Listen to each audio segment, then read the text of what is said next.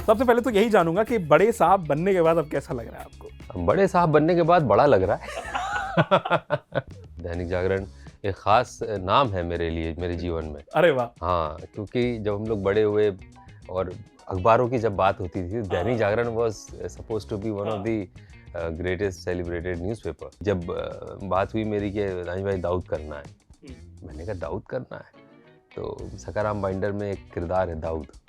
तो एक मिनट को मुझे लगा कि शायद सखाराम बाइंडर नाटक कहीं हो रहा है, उसमें से वो किरदार मुझे करना है दाऊद। पहले तो वो चिपकाने में लगता था, फिर तो तीन घंटे के आसपास, 2.5-3 घंटे के आसपास वो पेंटिंग में लगता था टाइम।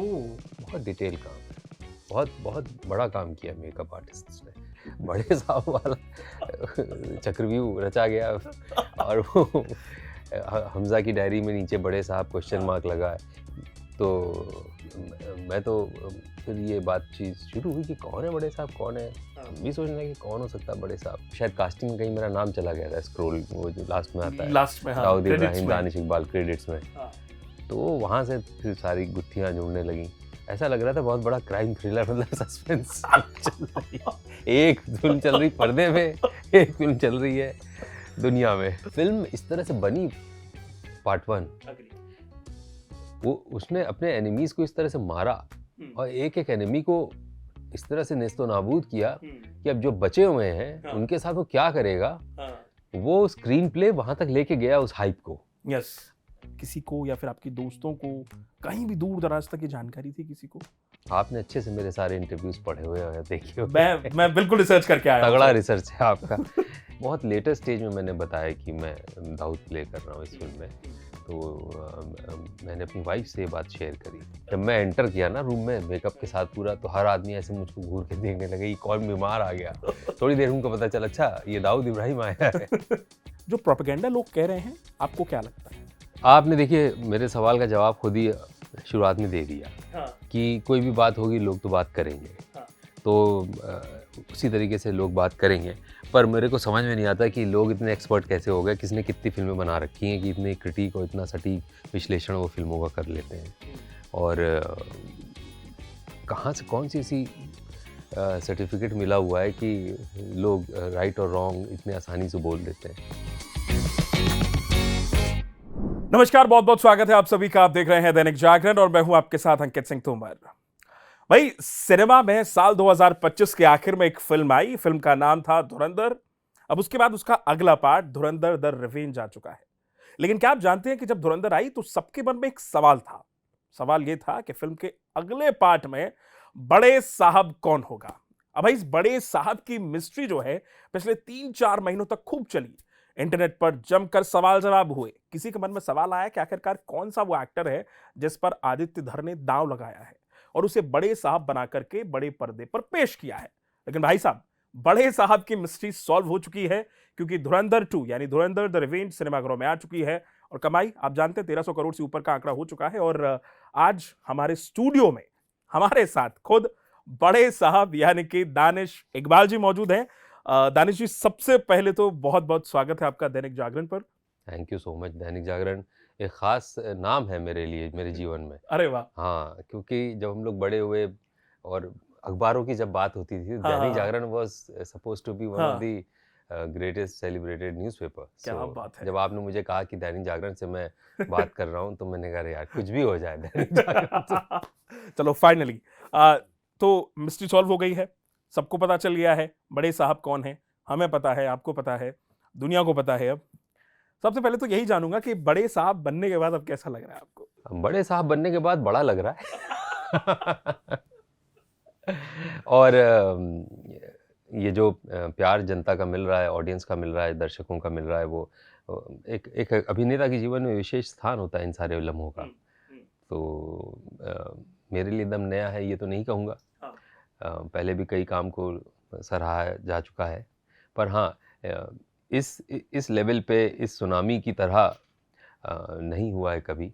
जो प्यार दर्शक धुरंधर को दे रहे हैं, मेरे किरदार को दे रहे हैं, मेरे किरदार से ज़्यादा मेरे उस अभिनय क्षमता को दे रहे हैं, जो जो जो क्राफ्ट उनको नज़र आ रहा है, जो मेहनत नज़र आ रही किरदार को करने के पीछे। तो मैं बहुत ही शुक्रगुज़ार हूँ सभी का जिन्होंने मुझे प्यार दिया, मेरे टैलेंट को सराहा रहे हैं। बहुत बहुत धन्यवाद आप सभी का। दानिश, एक चीज ये है कि देखो भाई, जब कोई कैरेक्टर बनता है तो बहुत चर्चाएं होती हैं, लेकिन कुछ कैरेक्टर्स ऐसे बनते हैं जिसके बाद मुझे लगता है शायद सिनेमा में या हम दर्शकों के बीच में एक अलग सा क्रेज बन जाता है। बड़े साहब का कैरेक्टर वो क्रेज बना, मतलब मुझे अभी भी याद है, अभी भी इनफैक्ट अभी भी याद क्या है, ये अभी कुछ दिनों पहले की बात है, जब फिल्म नहीं आई थी तो हम सब बैठ के डिस्कशन कर रहे थे कि आखिरकार वो कैरेक्टर कौन सा होगा जिसको लेकर के पार्ट 1 में हिंट छोड़ दिया गया। तो सबके मन में सवाल था कि बड़े साहब कौन है, कौन है, कौन है। मैं अब इसके बैक में चलूंगा थोड़ा सा और वो स्टोरी जानना चाहूंगा कि बड़े साहब का जब कैरेक्टर है वो आप तक कैसे पहुंचा। देखिए, आदित्य धर फिल्म की कास्टिंग, जो मुकेश छाबड़ा हैं उन्होंने फिल्म की कास्टिंग की है, डायरेक्टर आदित्य धर हैं, उन्होंने बहुत सारे लोगों पर ऑफ कोर्स देखा होगा, लेकिन दानिश के लिए अ, बड़े साहब का कैरेक्टर उनकी टेबल तक कैसे पहुंचा। अब देखिए, जाहिर सी बात है, किसी भी एक कैरेक्टर की कास्टिंग करने के लिए बहुत सारे ऑप्शंस होते हैं। हाँ। और जितने ज़्यादा ऑप्शंस होते हैं हम लोग इमेजिन भी नहीं कर सकते, लेकिन करना तो किसी एक ही को होता है। हाँ। और वो मुझ तक पहुंचेगा भी नहीं कि कितने लोगों को उन्होंने ऑडिशन किया होगा या अप्रोच किया होगा। पर मेरी जो बातचीत मुकेश जी से शुरू हुई वो बड़ी क्लियर थी। मुकेश जी के साथ मैं पहले बहुत काम कर चुका हूँ, अरे वाह। काफ़ी उन्होंने कास्टिंग करी है और ऐसे रैंडमली कॉल करते हैं और कहते हैं ये करना है। अरे। हाँ, एक बार तो उन्होंने मुझे वाइस चांसलर के रोल में कास्ट कर दिया था। तो मैंने उनके असिस्टेंट से कहा, आपको पता है मेरी उम्र कितनी और वाइस चांसलर की कितनी होती है? तो वो कहते हैं, नहीं नहीं सर, मुकेश सर ने कहा है तो कुछ सोच के कहा होगा। मैंने कहा, अरे भाई काफ़ी फ़र्क है, आप सोच लो। कहे नहीं नहीं, आप वो कह रहे हैं आप ही करेंगे। हाँ। मैंने कहा चलो, उनको भरोसा है तो हम कर देंगे। हाँ। पर वो बड़ा अच्छा हुआ, सब चीज़ें मज़ा आया उसको भी करके। इसमें भी यही हुआ कि जब बात हुई मेरी कि दानिश भाई दाऊद करना है, मैंने कहा दाऊद करना है तो सखाराम बाइंडर में एक किरदार है दाऊद। तो एक मिनट को मुझे लगा कि शायद सखाराम बाइंडर नाटक कहीं हो रहा है, उसमें से वो किरदार मुझे करना है दाऊद। तो हमने कहा वही विजय तेंदुलकर वाले नाटक? क्या नहीं नहीं सर, आदित्य धर फिल्म बना रहे हैं उरी वाले और उसमें कैरेक्टर दाऊद इब्राहिम। मैंने कहा अरे बाप रे बाप, क्या बात है यार। हैं, क्योंकि अच्छा हो बुरा हो जैसा भी हो, है तो बहुत ही खतरनाक कैरेक्टर। No doubt. और उसको कितने बड़े बड़े एक्टर कर चुके। अब वो हमको चुन रहे हैं, अभी भी उनके पास बहुत सारे ऑप्शन होंगे। तो हमको अगर चुन रहे हैं तो कुछ जिम्मेदारी वाला काम है, उसको करते हुए मज़ा तो आएगा। और इतना इम्पोर्टेंट कैरेक्टर है इन मेनी सेंस, तो वो ऐसे ही तो होगा नहीं फिल्म में, कुछ ना कुछ इम्पोर्टेंट कंट्रीब्यूशन भी होगा उसका। तो ये सारी चीज़ें सोच के लगा कि हाँ चलो मज़ा आएगा, कुछ नया एक्सप्लोर करेंगे। फिर बस हम आ गए ऑन बोर्ड और चीज़ें शुरू हो गई और धीरे धीरे फिर वो मेकअप के ट्रायल्स शुरू हुए। तो मुझको पता चला कि उसकी उम्र कितनी है। मैं तो सोच रहा था यंग दाऊद होगा। मैं अभी चश्मे वश्मे लगा के अपना ऐसे बैठा रहूँगा, सिगरेट फूकूंगा, इसको डांटूंगा, उसको वो करूँगा, है ना, वो फ्लैम्बॉयंस, वो एकदम करिश्मा रहेगा मेरा। मगर जब देखा मैंने कहा ये लुक है, अरे यार। फिर उसके प्रोस्थेटिक मेकअप के सारे प्रोसेस शुरू हुए, बड़ा मज़ा आया, बहुत चैलेंजिंग था। आपने चैलेंज की बात की तो मैं कहीं तो पढ़ रहा था कि आपने कहा था कि जब कैरेक्टर क्रिएट होता था तो 9-9 घंटे तक आप एकदम बिल्कुल बुद्ध बने बैठे हैं, खाना भी नहीं खा पा रहे हैं क्योंकि ऑफ कोर्स वो इतना मेकअप लगाया जा रहा है चेहरे पर, प्रोस्थेटिक प्रोसेस है वो कंप्लीट हो रही है, आर्टिस्ट लगे हुए हैं। तो वो पूरी प्रोसेस जब होती थी तो ऑफ कोर्स वक्त लगता होगा, उस प्रोसेस का क्या हेड टू टू कैसे चलता था वो पूरा? सबसे पहले मैं जाता था, मान लीजिए 7 to 7 की शिफ्ट है, तो मुझे 4 घंटे पहले पहुंचना होता था। 4-5 घंटे, और उसके लिए आप होटल से निकलेंगे 1-1.5 घंटा पहले। अब सुबह 7 बजे की शिफ्ट है तो मैं 2:30-3 बजे का अलार्म लगाऊंगा, उठूंगा, तैयार होऊंगा और 4 बजे मैंने होटल छोड़ी तो 4:30 बजे लोकेशन पर पहुंचा। फिर मेरा काम शुरू हुआ, मेकअप होना। तो वो मेकअप के कई लेवल्स हैं, पहले बालों पे काम होता है, फिर उसके बाद जब वो बाल फिक्स हो जाते हैं फिर फेस पे आते फिर हैं। उसके बाद फेस पे आते हैं वो एकदम। और जब बाल फिक्स हो रहा है तो फिर गर्दन ज़्यादा इधर उधर हिलती नहीं है। अच्छा, you have to be like this only all the time. Stiff हो जाते हैं आप एकदम। काइंड ऑफ स्टिफ रहते हैं आप, लेकिन हल्का फुल्का तो आप मोड़ेंगे, अदरवाइज zombies की तरह तो एक्टिंग आप करेंगे नहीं, रोबोट बन के। तो उतना रहता है, लेकिन ज़्यादा अगर आप करेंगे तो फिर वो ढीला होना शुरू हो जाता है। अच्छा। ढीला शुरू हो जाएगा तो सिलवटें आने लग जाएंगी, फिर वो आपको पता चल जाएगा कि मेकअप क्या हुआ है। मेकअप किया हुआ, वो भद्दा लगता है। हाँ हाँ and you also don't want to ruin everything. Exactly. जो मेकअप मेहनत हो रही है, आप अपनी चूल की वजह से आप उसको ऐसे ऐसे कर दीजिए कि खराब हो जाए, ऐसा तो नहीं करेंगे ना आप। सो एनीवे, तो मैं कोऑपरेट जितना करना पड़ता है, आप बैठते हैं उसमें, फिर वो एक लेयर ख़त्म होती है, फिर दूसरी लेयर ख़त्म होती है। व्हेन सारा प्रोस्थेटिक आपके चेहरे पे लग जाता है, देन वो पुताई आपकी होना शुरू होती है। वो बाकायदा लेज़र वो होती है स्प्रे, स्प्रे में थोड़ा थोड़ा पेंट भर के बारीक बारीक वो बार बार पेंट करते हैं, 1 लेयर, 2 लेयर, 3 लेयर, वो एकदम स्किन की तरह उस कलर को लेकर आते हैं। मतलब पहले तो वो चिपकाने में लगता था, फिर तो 3 घंटे के आसपास, 2.5 साढ़े 3 घंटे के आसपास वो पेंटिंग में लगता था टाइम। बहुत डिटेल काम है, बहुत बहुत बड़ा काम किया मेकअप आर्टिस्ट ने। प्रीति है हमारी मेकअप वो हेड जी, कमाल का काम करती है, और उनकी टीम को हैट्स ऑफ। उन सब के मैं नाम भूल गया हूँ, लेकिन मैं उन सबको बहुत प्यार करता हूँ। क्या बात है। बहुत अच्छे है।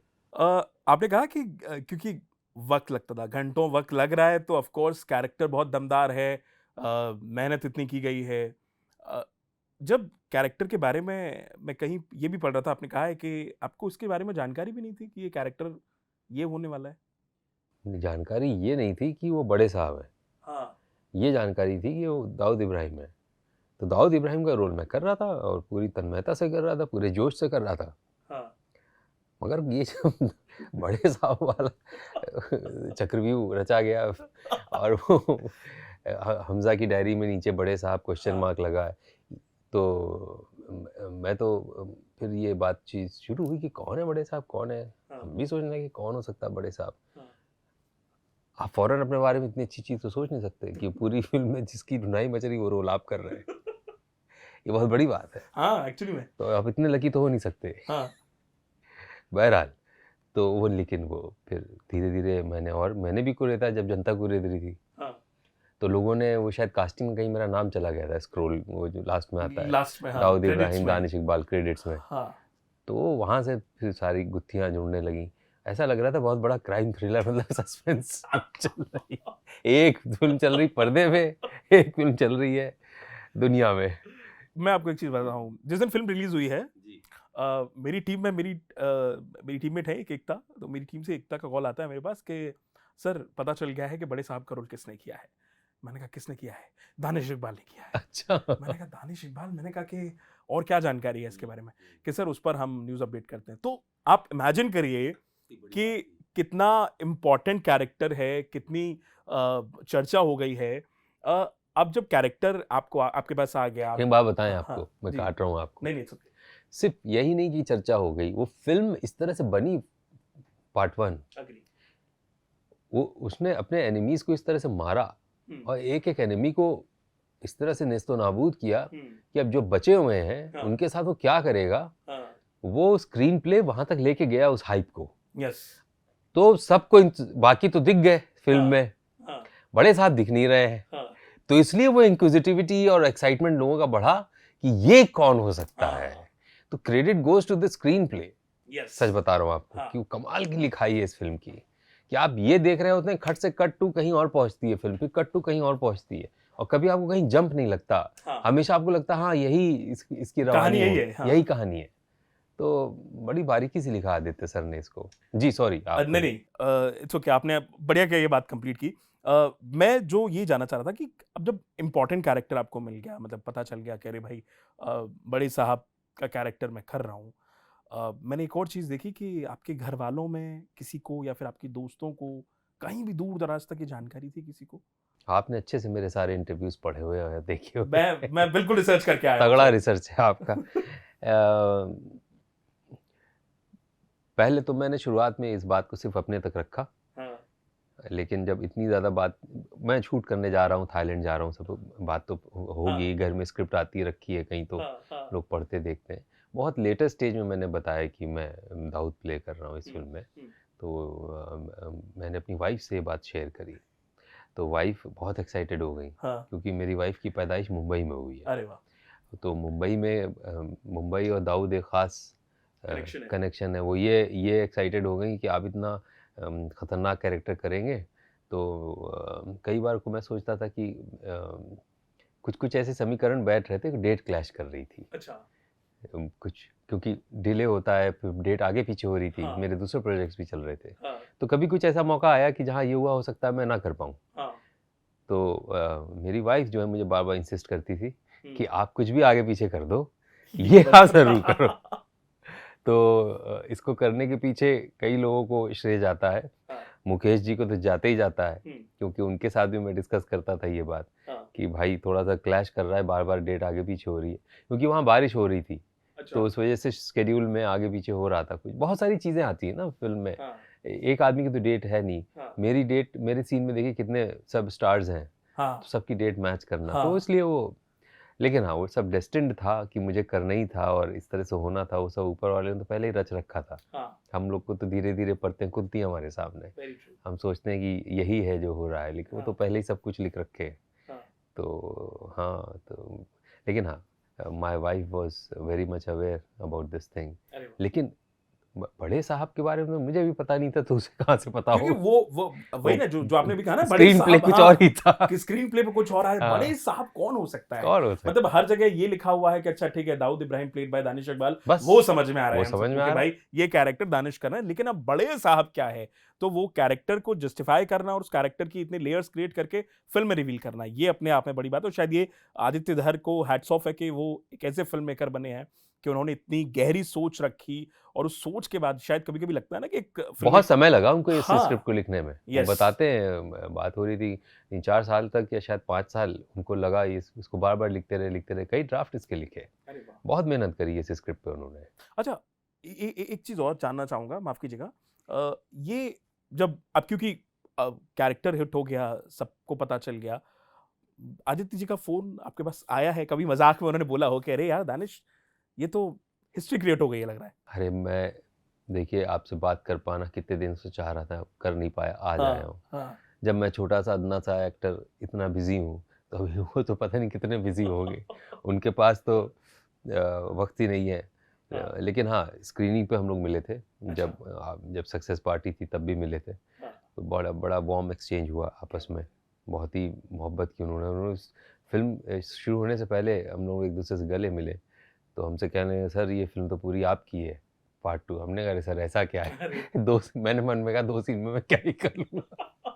कह रही आप देखिए, थैंक्स टू यू, आपने बहुत अच्छा किया है काम।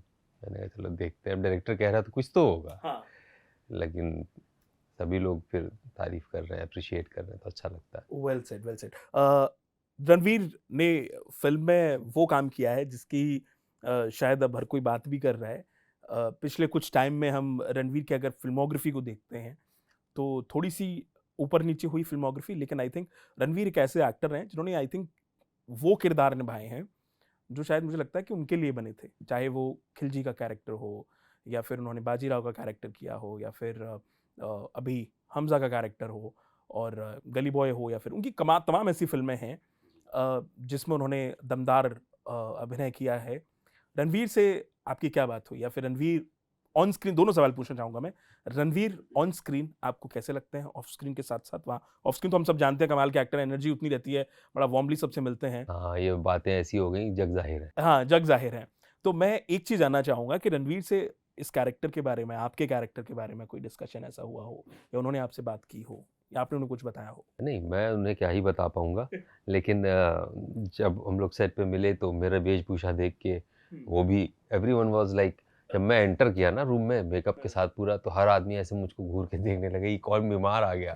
थोड़ी देर उनको पता चला अच्छा ये दाऊद इब्राहिम आया है।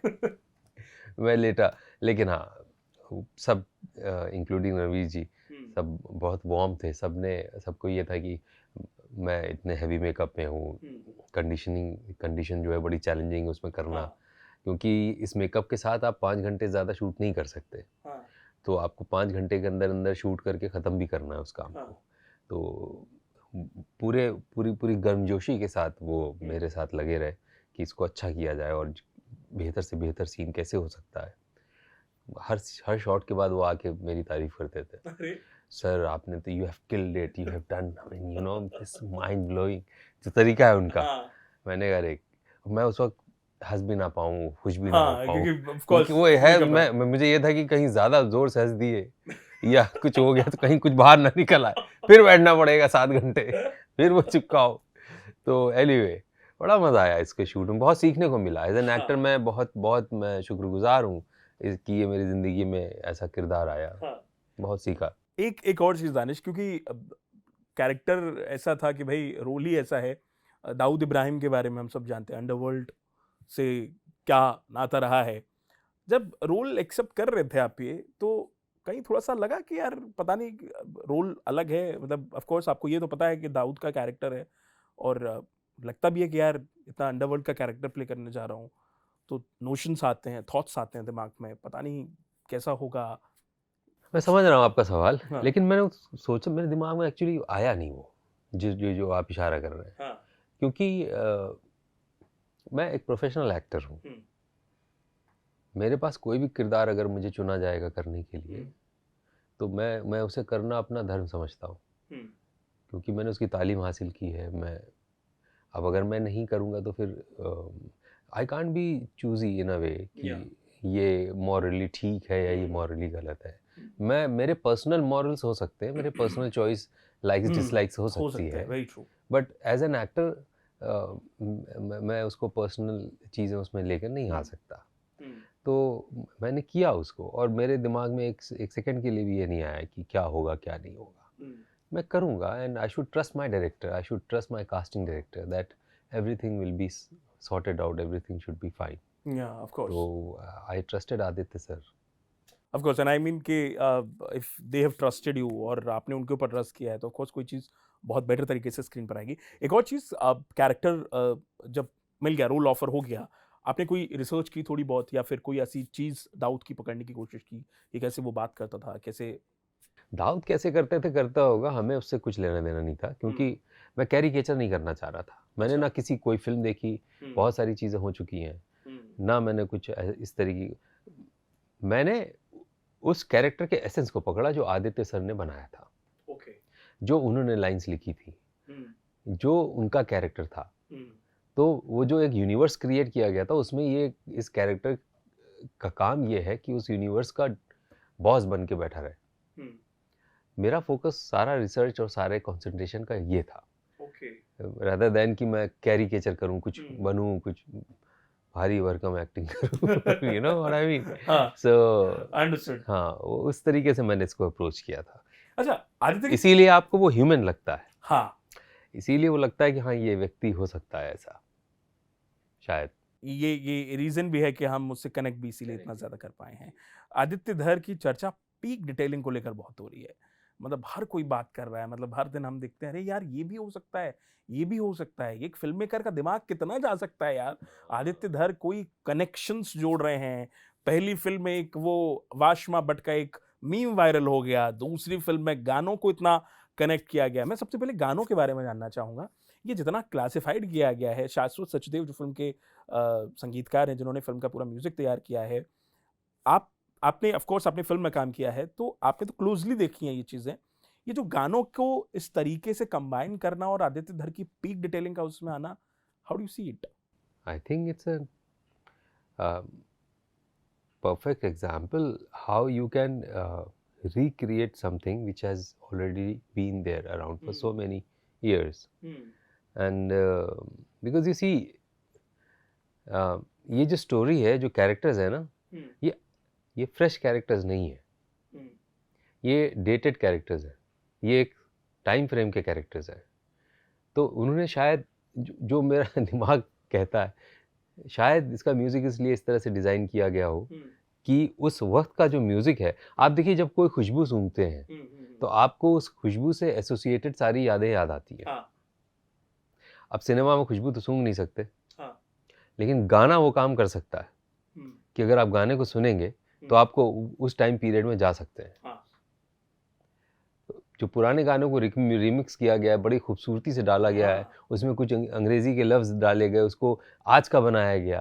मतलब रीमिक्सेस हम लोगों ने कितने झंकार बीट्स के साथ कितने गाने सुने हैं ना, वो नहीं है, लेकिन किया वही गया है, लेकिन नए तरीके से किया गया। कैसे किया गया, मैं खुद लगा के तिरछी टोपी वाले सुन रहा हूँ, वो मेरा फेवरेट सॉन्ग है बाय द वे। मैं सुन रहा हूँ हम प्यार करने वाले दुनिया से उस्ताद जी का इतना वो गाने एकदम कयामत हो, यारी यारी यारी।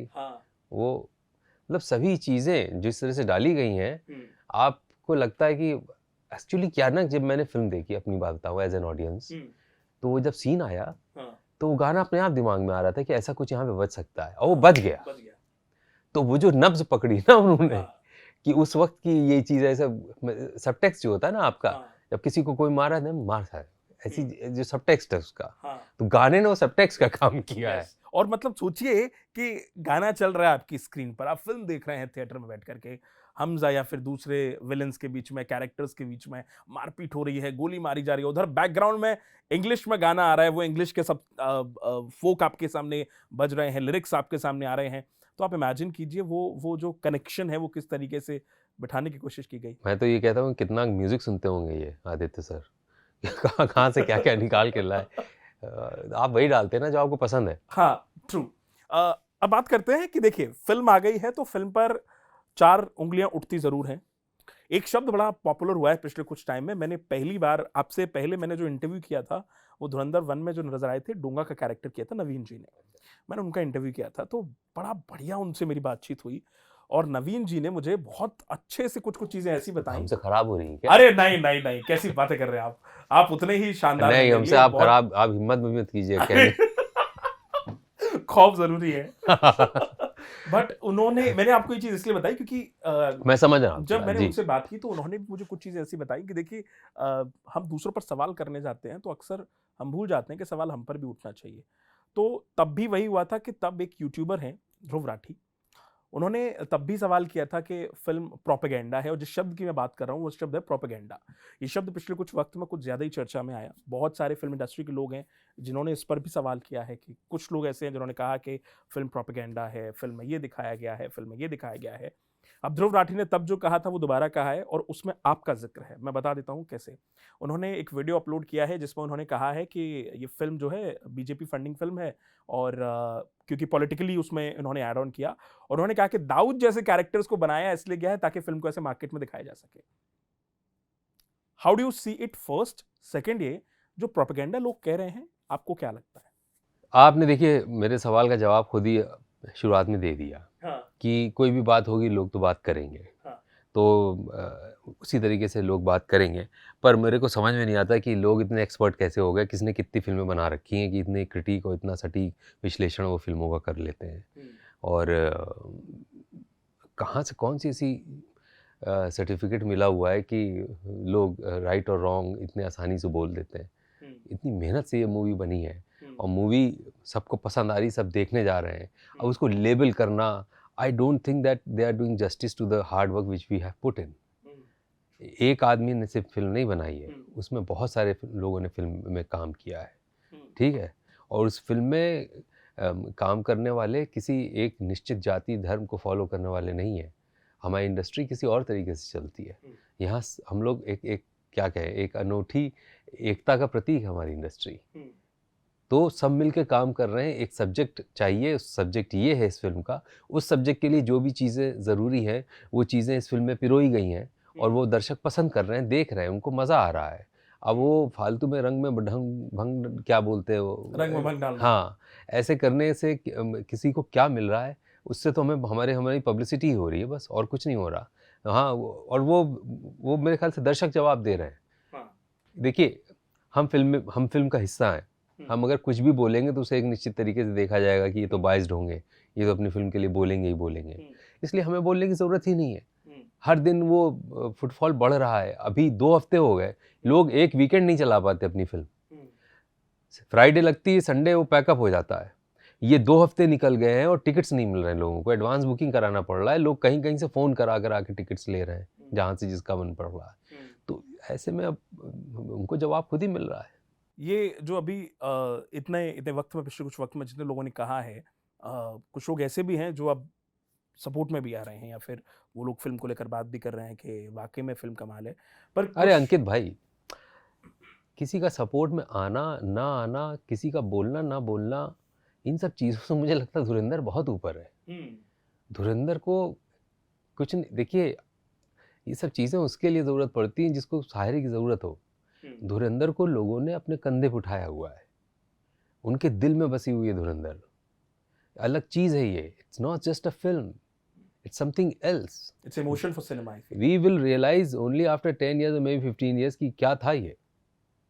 अभी तो हम लोग उस नशे में हैं जी रहे हैं उसको, उस खुमार को, खुमारी को, तो पता नहीं चल रहा। हाँ, कुछ समय के बाद जब देखेंगे उठा के, जैसे अब हम लोग शोले की इस वक्त बात करते हैं, हालांकि शोले से इसका कोई कंपैरिजन नहीं है, बट हो रहा है ये। मैं मानता नहीं हूँ, हाँ, बट फॉर एग्जाम्पल कि उसको याद करते हैं, हाँ, तो धुरंधर को तो आने वाली नस्लें याद करेंगी, आने वाली जनरेशन याद करेंगी कि क्या था। हाँ, मैं शोले से इसलिए नहीं कंपेयर करता, हम्म। क्योंकि जब शोले आई थी तब सिर्फ टेप रिकॉर्डर्स हुआ करते थे, रेडियो हुआ करता था, और घरों में ग्रामोफोन पे वो रिकॉर्ड प्लेयर्स चलते थे, जो एंटरटेनमेंट का जरिया था। आज 1 लाख जरिया है एंटरटेनमेंट का, और फ्री के जरिया है। आपको बहुत सारी ऐप मिलेगी, तरह तरह की फिल्में, बाहर की फिल्में आप देखिए, यहाँ की देखिए, शॉर्ट्स देखिए, कुछ भी देखिए, फ्री का देखिए। उस फ्री के माहौल में और एंटरटेनमेंट की भरमार के माहौल में ये 300 रुपये, 200 रुपये, 500 रुपये, 1,000, 1,500 रुपये का टिकट लोग खर्च करके सिनेमा में जा रहे हैं, देख रहे हैं।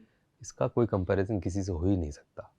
अलग चीज़ है ये, हमको स्वीकार कर लेना चाहिए, मतलब कब तक डिनायल मोड में रहेंगे। बट आप क्या ये एक चीज मानते हैं, बिकॉज ऑफ बहुत सारे ऐसे लोग हैं जो इस पर बात भी कर रहे हैं, राम गोपाल वर्मा है, उन्होंने तो वो हर दूसरे दिन एक नया ट्वीट करते हैं फिल्म को लेकर के, और बड़ा फैन है वो आदित्य धर के, धुरंधर के, डे वन से तारीफें कर रहे हैं। उन्होंने तो ये कह दिया है कि साउथ के लोग को अब पता चल गया है कि जो अभी बीच में एक आंधी आ गई थी बाहुबली के बाद से, कि जो बॉलीवुड है वहाँ अच्छी फिल्में नहीं बन रही हैं, या बन भी रही हो तो वो कमाल के स्टेज तक नहीं पहुंच रही हैं। शायद वो मास फिल्में ज़्यादा क्रिएट कर रहे हैं, लेकिन साउथ में कुछ फिल्में ऐसी क्रिएट हुई जो शायद बॉक्स ऑफिस पर भी अच्छी कमाई करके गई, और कहानी के हिसाब से भी लगती। तो उन्होंने कहा कि जो लाउड साइलेंस है, अभी रिसेंट उन्होंने कल ही ट्वीट किया है जिसमें उन्होंने बात की है कि सिनेमा में लाउड साइलेंस है अभी भी। आप मानते हैं कि सिनेमा के बहुत सारे ऐसे लोग हैं जो खुलकर धुरंधर को लेकर बात नहीं कर रहे हैं? हो सकता है उन्होंने देखा ना हो, या अपनी मसरूफियात है जिसकी वजह से नहीं देखा या नहीं बोला, पर ज़रूरी थोड़ी नहीं कि हर आदमी बोले ही। ये अलग बात है एक, कि हम खड़खड़ा दरवाज़ा पूछें कि तुम्हें कैसी लगी धुरंधर। हमें क्या ज़रूरत है, कोई बोले ना बोले, दर्शक बोल रहे हैं। भाई हम जिसकी बात कर रहे हैं वो कितने लोग, 100 होंगे, 200, 300 होंगे। यहाँ तो हम हज़ारों, करोड़ों, लाखों की बात कर रहे हैं ना, वो तो बोल रहे हैं। अब राम गोपाल वर्मा सर इतने सीनियर फिल्म मेकर हैं, हम लोग की क्या औकात उनके सामने, और जिनकी वो बात कर रहे हैं उनके सामने भी हमारी क्या बिसात। हम लोग तो कुछ है ही नहीं उन सब के सामने, अंधा से एक्टर है, लेकिन वो अपने लेवल से बोल रहे हैं। पर मुझे एक कॉमन मैन की तरह से अगर हम देखें तो जो बोले बोले, ना बोले ना बोले, जनता बोलती है भाई, उसको कैसे चुप कराओगे। अच्छा, पाकिस्तान में फिल्म को लेकर भी अलग अलग क्रेज चल रहा है, बैन है फिल्म वहाँ पे, लेकिन वहाँ के लोग बड़ा मजे से फिल्म को। अरे शादियों में पिछले पार्ट 1 वाले का गाना चलता था और डांस होता था। कितने वीडियोस, शॉर्ट्स और रील्स दिखाई दे रहे थे सब। बट वहाँ की जनता डिमांड कर रही है कि भाई फिल्म यहाँ रिलीज करवा देते सर। जनता की वहाँ सुनता ही कौन है, अलग गेम है पूरा। तो ओके, एक और चीज जानना चाहूंगा कि जैसे मैंने एक और पढ़ा कि आपने जब फिल्म आपके पास आई, ऑफर आया, तो आपने एक एनडीए साइन किया था? एनडीए तो साइन किया था, बिल्कुल बिल्कुल होता है, वो तो पार्ट है। अच्छा, ओके। तो आदित्य धर एक डायरेक्टर के तौर पर, मतलब एक इंसान के तौर पर हम जानते हैं उन्हें, डायरेक्टर के तौर पर भी जानते हैं बहुत अच्छे से। एक डायरेक्टर के तौर पर जब वो सेट पर होते हैं तो आपने क्लोजली देखा होगा ऑफ कोर्स, और हम सब बहुत अब क्योंकि क्यूरियोसिटी ज़्यादा है आदित्य धर को जानने की, कि इससे पहले उन्होंने उरी बनाई, कुछ फिल्में और बनाई, लेकिन जो धुरंधर क्रिएट कर दी उसके बाद तो लग रहा है कि शायद वो सिनेमा के सबसे बड़े फिल्म मेकर बनकर उभरे हैं अब, और हर कोई बात भी उनकी कर रहा है। एक डायरेक्टर के तौर पर आप उन्हें कैसे देखते हैं? आप जब सेट पे जाते हैं तो आपको अंदर एक डर रहता है डायरेक्टर से, जैसे हेड मास्टर से रहता है। हाँ। तो ये रहता है कुछ मतलब आप हमेशा ये चाहते हैं आपका डायरेक्टर आपके काम से खुश रहे, वो जो चाह रहा है आप वो कर पाएँ।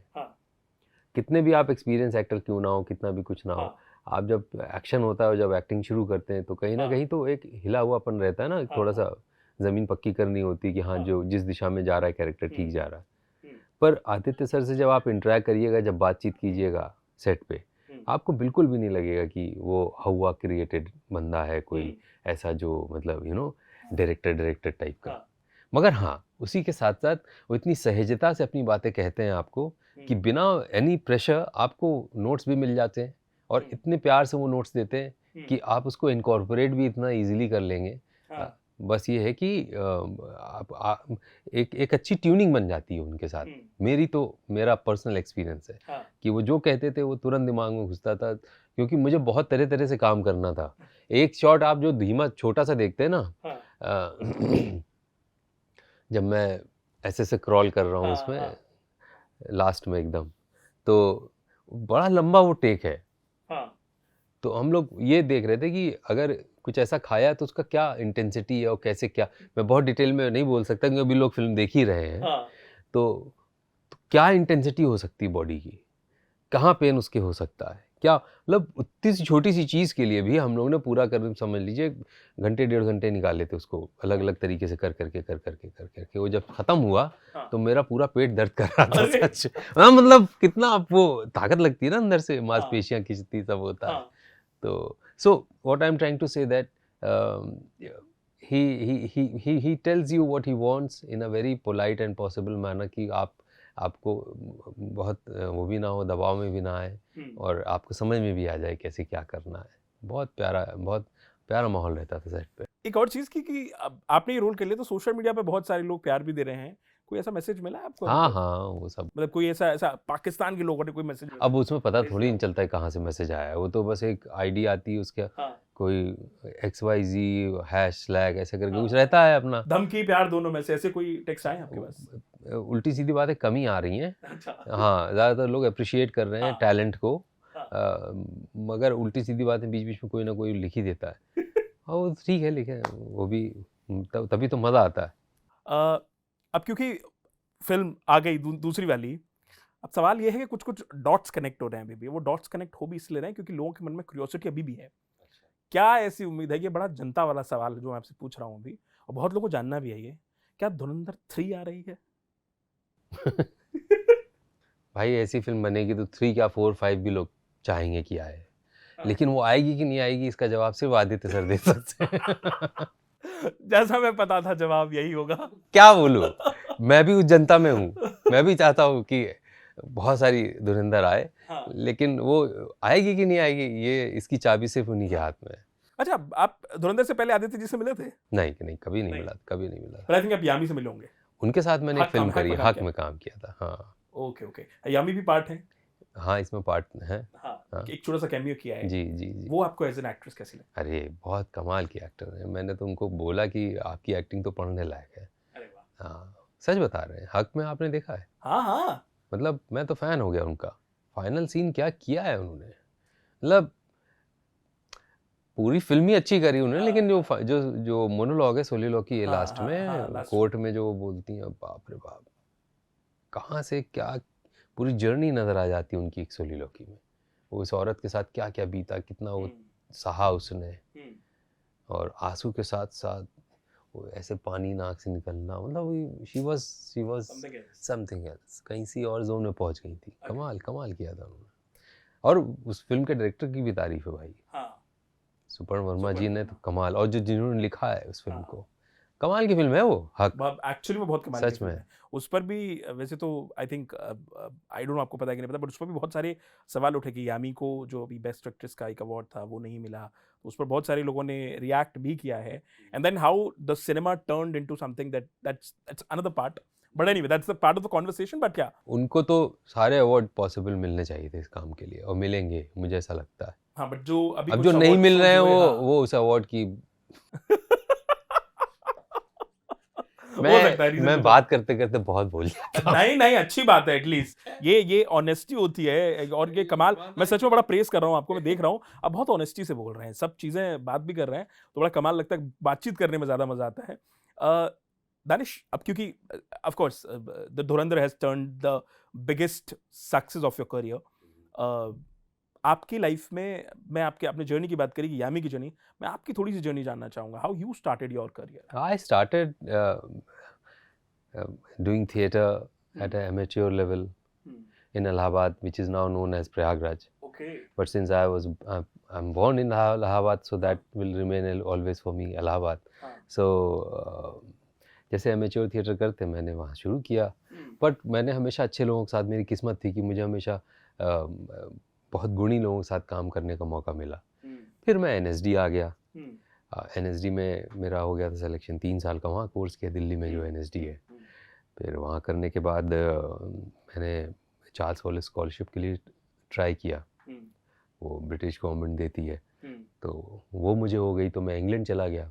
ओके। हाँ, the royal central school of speech and drama, क्या बात है। वहाँ से मैंने फिर मास्टर्स किया एक्टिंग में।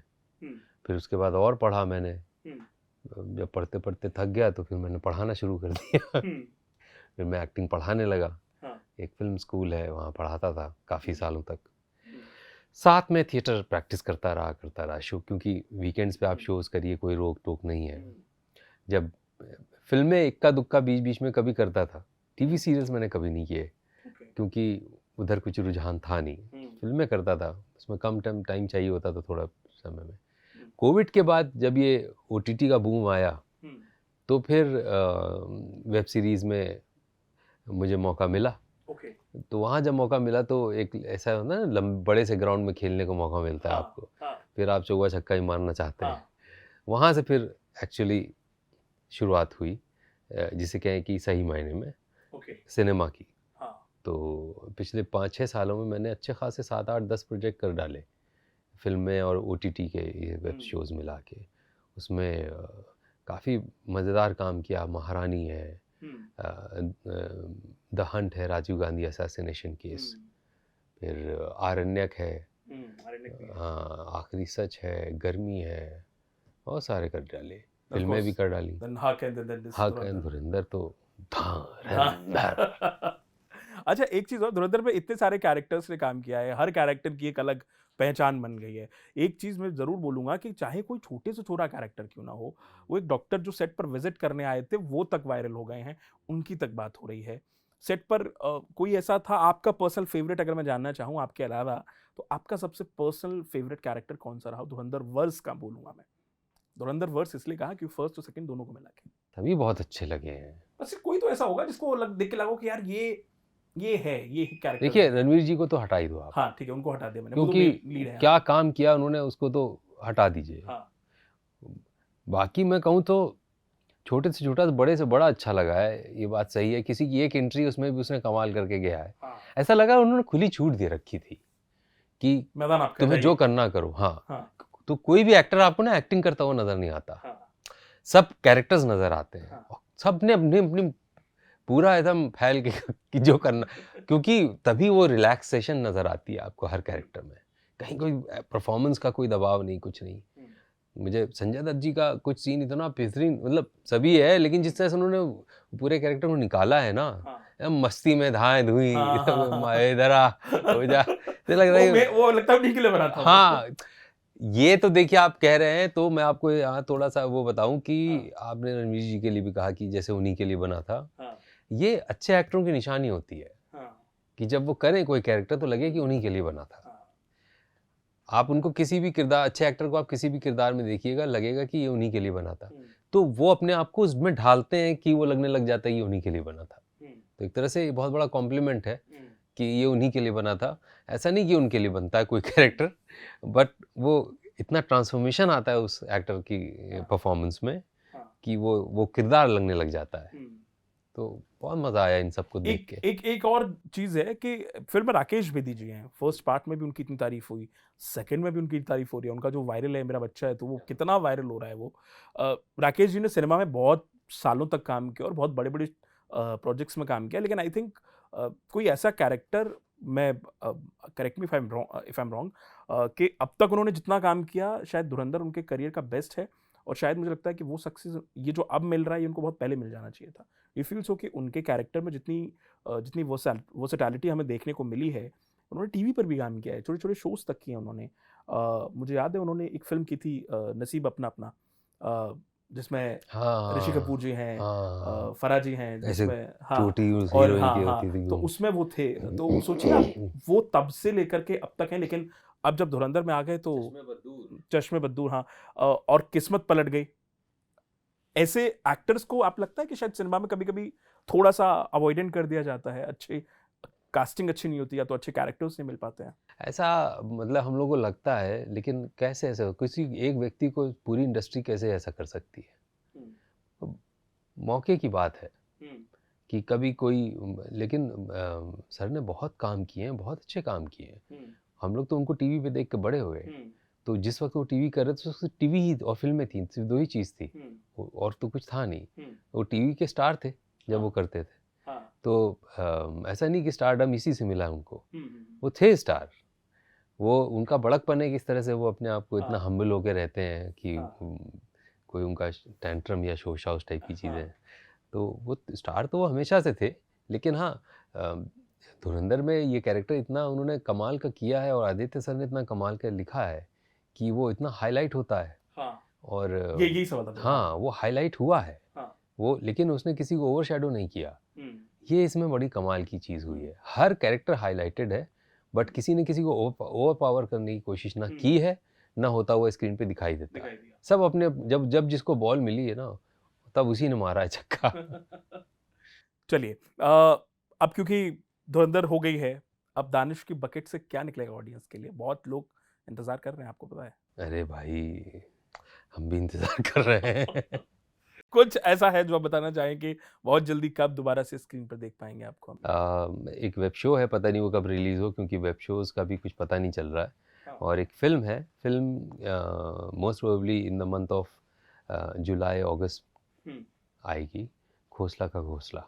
हाँ, घोसला घोसला 2। अनुपम जी है उसमें। जी अनुपम जी हैं, भूमि ईरानी है, रणवीर शोरी जी हैं, और भी कुछ मज़ेदार कैरेक्टर्स हैं उसमें। क्या बात है। रवि जी हैं। हाँ अरे बड़ी बिंदास फिल्म है। अच्छा, एक और चीज़ आपसे ज़्यादा से ज़्यादा जानना चाहूँगा, धुरंधर के बाद आपको, और अब तो क्योंकि ऑफ कोर्स कैरेक्टर इतना वर्सेटाइल हो गया, इतनी चर्चा हो गई, कुछ मेकर्स ने अप्रोच किया आपको? अभी कुछ नए ऑफर्स मिल रहे हैं आपको? कुछ बात हो तो रही है, लेकिन अभी बहुत कॉन्क्रीट स्टेज पे नहीं पहुंची है। लेकिन हाँ कुछ फीलर्स वगैरह हैं।